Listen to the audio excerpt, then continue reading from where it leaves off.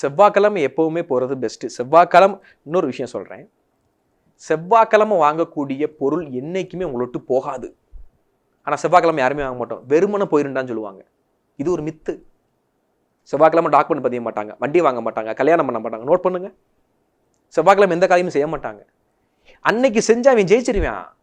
அதை மாற்றி வச்சிருக்கிறது நீங்கள் கலியுகம். நல்லா புரிஞ்சுக்கணும். செவ்வாய்க்கிழமை தான் எந்த காரியம். முருகனை கும்பிடும் அனைவர்களுமே, மேசராசி, விருச்சக ராசி, தனுசு ராசி மற்றும் மீனராசி, இவங்கெல்லாம் முருகனுடைய ஸ்ட்ராங்கமான நேரடி இறை அனுகிரகம் பெற்றவர்கள். நான் சொன்ன இந்த ராசிகள்லாம், இவங்கெல்லாம் முருகன் வழிபாடு பண்ணா அழிக்க முடியாத எல்லா தத்துவங்களும் முருகன் தந்தையே தீர்வான். குழந்தை வரமா இருக்கட்டும், எல்லா விஷயங்களும் அவர் கிடைக்கும். ஸோ செவ்வாய்க்கிழமை மிக முக்கியமான நாள். எல்லாரும் செவ்வாய்க்கிழமை வாங்குவது சால சிறந்து. எஸ்பெஷலி நான் சொன்ன இந்த ராசி. ஆனால் ஜாதகம் பார்த்துட்டு செவ்வாய்க்கிழமை உங்களுக்கு உகந்ததான்னு பார்த்துட்டு செய்கிறது நல்லது. ஆனால் முருகன் அவதரித்தது, முருகனுடைய தத்துவம் செவ்வாயே.